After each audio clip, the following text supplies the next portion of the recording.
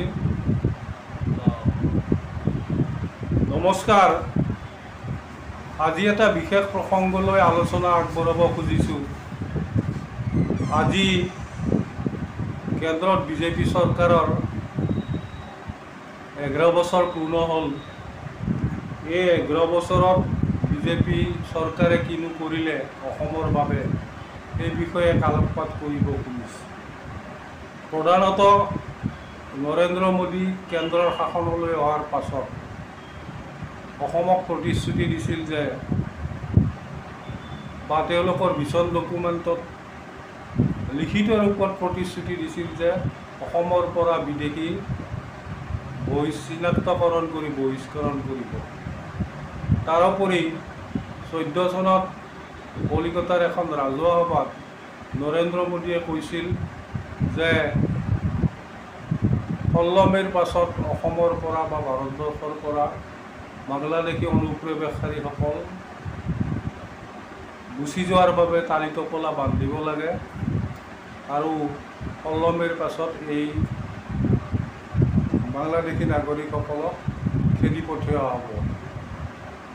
নৰেন্দ্ৰ মোদীয়ে সেই প্ৰতিশ্ৰুতি দিয়াৰ 11 বছৰ পাছতো আজিলৈ অসমৰ পৰা বা ভাৰতবৰ্ষৰ পৰা বাংলাদেশী অনুপ্ৰৱেশকাৰীক খেদি পঠিয়াব নোৱাৰিলে। কেৱল ইমিগ্ৰেণ্ট এক্সপালচন আইনখন প্ৰয়োগ কৰি বাংলাদেশী নাগৰিকক পুছবেক কৰা কামটো এতিয়া আৰম্ভ কৰিছে। অসমৰ পৰা 64 জন নে 100 কিবাজন পুছবেক কৰিলে। পুছবেক কৰাৰ পাছতো তাৰ কিছুমান বাংলাদেশী অনুপ্ৰৱেশকাৰী অসমলৈ ঘূৰি আহিবলৈ সমৰ্থ হ'ল। মুঠতে ভিজন ডকুমেণ্টত 2014 চনত অসমৰ পৰা বাংলাদেশী অনুপ্ৰৱেশকাৰীক খেদি পঠিয়াম বুলি যি প্ৰতিশ্ৰুতি দিছিল, 11 বছৰৰ ভিতৰত সেই প্ৰতিশ্ৰুতি ৰাখিব নোৱাৰিলে। এইটো এটা মূল কথা। দ্বিতীয়তে, এই 11 বছৰত বিজেপি চৰকাৰে IMDT কথাটো সুকীয়া NRC আপডেট কৰাৰ যিটো প্ৰতিশ্ৰুতি দিছিল, এই প্ৰতিশ্ৰুতিও পালন কৰিব নোৱাৰিলে। NRC ড্ৰাফ্ট এখন প্ৰস্তুত হ'ল। এই ড্ৰাফ্টখন চৰকাৰৰ হাতত দাখিল কৰাৰ লগে লগে কেন্দ্ৰীয় চৰকাৰ আৰু ৰাজ্য চৰকাৰে NRCৰ এই ড্ৰাফ্টখনত আসোঁৱাহ আছে বুলি তেওঁলোকে সুপ্ৰিম কোৰ্টত আবেদন কৰিলে আৰু NRCৰ গোটেইখিনি তথ্য তথা NRCৰ প্ৰসংগটো সুপ্ৰিম কোৰ্টত গুচি গ'ল। সুপ্ৰিম কোৰ্টত নিৰ্দেশ দিয়া হ'ল যে কেন্দ্ৰীয় চৰকাৰ আৰু অসম চৰকাৰে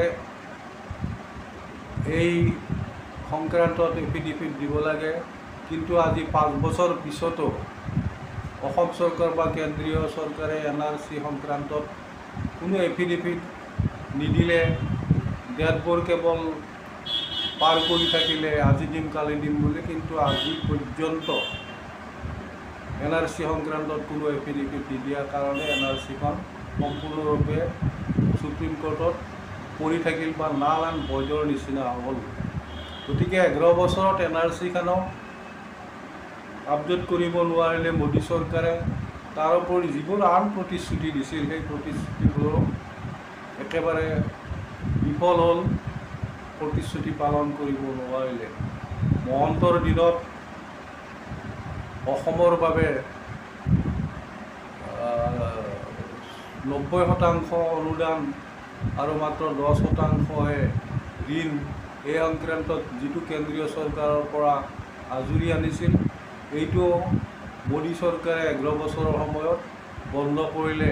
ফলত হাজাৰ হাজাৰ কোটি টকা কেন্দ্ৰীয় সাহায্যও বন্ধ হ'ল, যাৰ ফলত অসমৰ উন্নয়নৰ ক্ষেত্ৰত সেই টকাবোৰ ব্যৱহৃত নহ'ল। আনহাতে 11 বছৰত মোদী চৰকাৰে অসমৰ বিৰুদ্ধে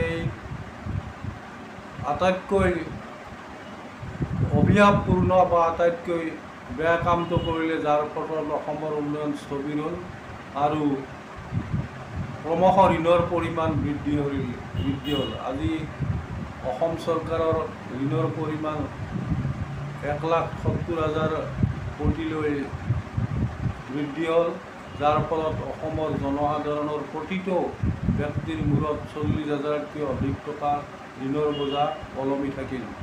তাৰোপৰি আন যিবোৰ প্ৰতিশ্ৰুতি দিছিল, সেই প্ৰতিশ্ৰুতিও কেন্দ্ৰীয় চৰকাৰে নামানিলে বা পালন কৰিব নোৱাৰিলে। 6 জনগোষ্ঠীৰ যিটো জনজাতিকৰণৰ প্ৰতিশ্ৰুতি দিছিল বিজেপিৰ কেন্দ্ৰীয় চৰকাৰে, সেই প্ৰতিশ্ৰুতি 11 বছৰত পালন নকৰিলে।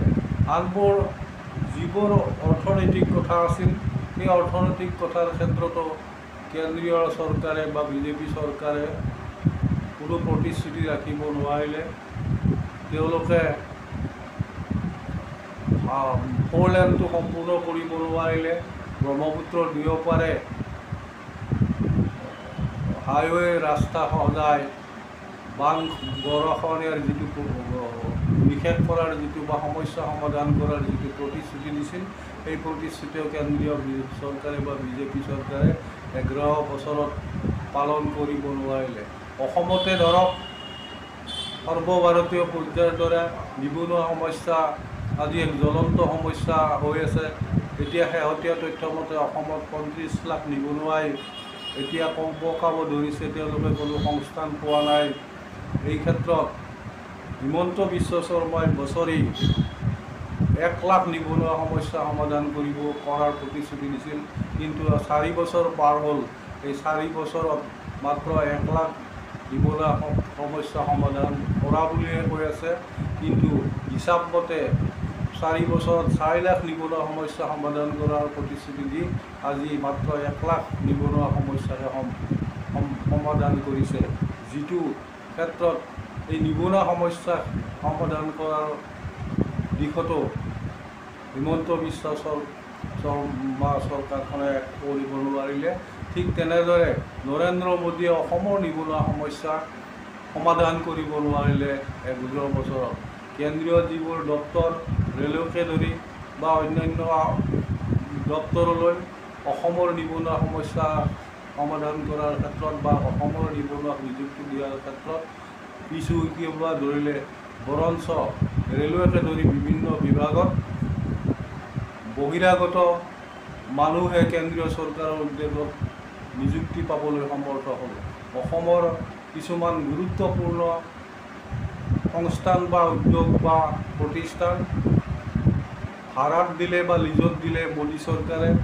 উদাহৰণস্বৰূপে আমি ক'ব খোজোঁ যে এইখন মোদী চৰকাৰে গুৱাহাটীৰ গোপীনাথ বৰদলৈ এয়াৰপৰ্টখনকে বৃহৎ পুঁজিপতিৰ হাতত গতাই দিলে আৰু অন্যান্য ঠিক প্ৰতিষ্ঠানবোৰো তেলকুপকে ধৰি অন্যান্য প্ৰতিষ্ঠানবোৰকো বৃহৎ পুঁজিপতিৰ হাতত গতাই দিবলৈ কুণ্ঠাবোধ নকৰিলে। আদানী নতুবা পতঞ্জলি হাজাৰ হাজাৰ বিঘা মাটি লিজত দিয়া হ'ল আৰু সেইবোৰৰ দ্বাৰা অসমত কিবা ইনভেষ্টমেণ্ট কিমান হ'ল, অসমে কি লাভ কৰিলে, সেই কথা আজি ধূসৰ হৈ থাকিল।